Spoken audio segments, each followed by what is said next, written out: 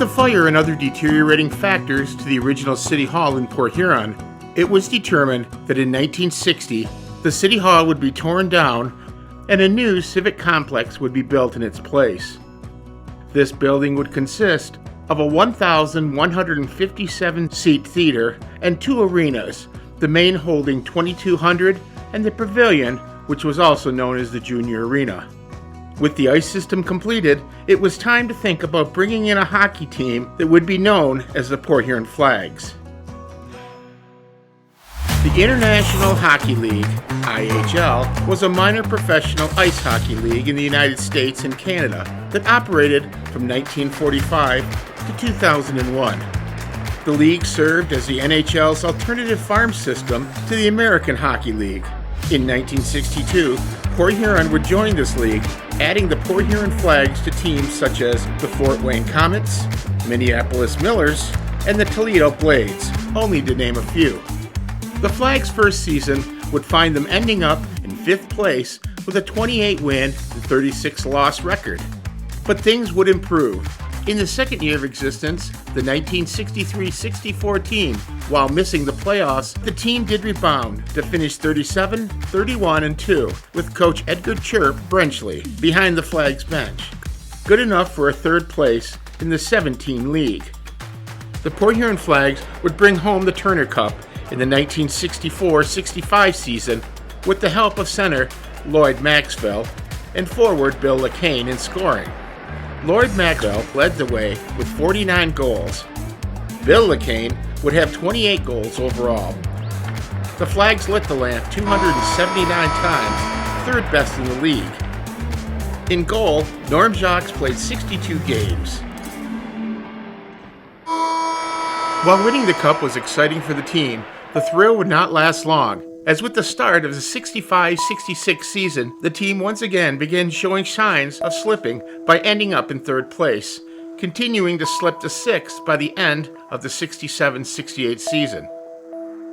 Coming off the Turner Cup Finals run in 69 and 70, the Flags stumbled to 6th place with a forgettable 25, 36, and 11 season. Despite their lowly record, the Flags got into the Turner Cup playoffs. Port Huron upset league-leading Muskegon in round 1, outscoring the Mohawks 28-18 in a 6-game series. The Flags advanced to face 2nd place Des Moines, again playing giant killer. The Flags knocked off the Oak Leafs in 6 games, including a 5-0 blowout in the cinching game at McMorran Arena. This was the 2nd championship for the franchise, and the first under coach Ted Garvin. After their stunning Turner Cup win in 1970 and 71, the Detroit Red Wings farm director, James Jimmy Skinner, reached out to the Flags organization, proposing that the Port Huron Flags would become the Port Huron Wings and serve as the farm team for the Detroit Red Wings.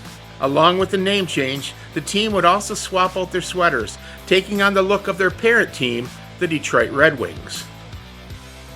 With prospects from Detroit, Ted Garvin's squad improved to a 37, 31, and 4 season, good enough for a 2nd place in the North. The Wings made it back to the Turner Cup Finals in 1971 and 72, defeating the Mohawks in Game 6, 4-0, in front of a delirious McMorran crowd of 3,582, who ended up storming the ice after the win. This would be the franchise's final Turner Cup and win, and the last Port Huron Hockey Championship. The Port Huron Wings would win the Turner Cup 1966, 1971, and 1972.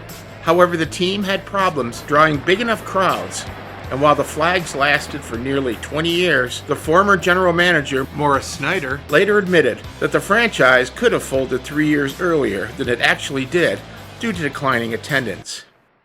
After 3 straight trips to the Turner Cup Finals, the Wings collapsed to the North Division basement in 1973 and 74. After that season, the Red Wings switched the IHL affiliates to the new Kalamazoo Wings. Port Huron reverted back to the Flags nickname and became the farm team of the New York Rangers and Kansas City Scouts. After the season, Ted Garvin was promoted to the head coach of the Detroit Red Wings, but only lasted 11 games before being fired. Coach Bob McCannon returned behind the bench for a second year, and the Flags improved to a 35-38-3 season, which was good enough to place them in fourth in the North Division. McCannon's crew was led by Ray Germain, who scored 30 goals and 69 points. 6 other players scored at least 20 goals. As a team, the Flags scored 255 goals, 7th in the league. The Flags used 6 different goaltenders, though Mike Ralph and Ty Landon played most, making it into about 40 games each. The team allowed 270 goals. The Flags drew Muskegon in round 1 of the Turner Cup. The Mohawks cruised into a 5-game best-of-7 series. In the 1977-78 season, the Flags made a surprise run to the Turner Cup, upsetting defending champion Saginaw in round 1, and then defeated Kalamazoo in round 2 before falling to Toledo in a grueling 7-game finals. Ron Olat was behind the bench in 1978 through 79, as the Flags were now affiliated with the St. Louis Blues and Washington Capitals. With prospects from these teams, the Flags finished first in the North Division with a 44-29-7 record. The Flags led in scoring, pumping in 393 goals. Despite a strong record, the Flags were upset in round 1 of the Turner Cup by the Flint Generals. The Generals won in 7 games, including a 7-4 victory on the McMorran ice in Game 7. The Flags opened up their 17th season with a new coach and different uniforms. The Flags added yellow stripes to their jerseys. The Flags cross-stick logo was also dropped in place of the stylized flag script. The Flags had another solid season. They went 38-26-16 in 1979 and 80, good enough for a 3rd place in the North, 7 points behind first place Kalamazoo. In the playoffs, the Flags again drew the Flint Generals in round 1. Port Huron would exact revenge on Flint, defeating the Generals in a tight 5-game series, best-of-7. In the second round, the Flags would face defending champion Kalamazoo. 3 of the games went into overtime, but the Wings would fall short in 6 games. The Flags had returned for a 1980-81 season, their 18th in the IHL. However, the economic downturn in the late 1970s, early 80s led to declining attendance numbers.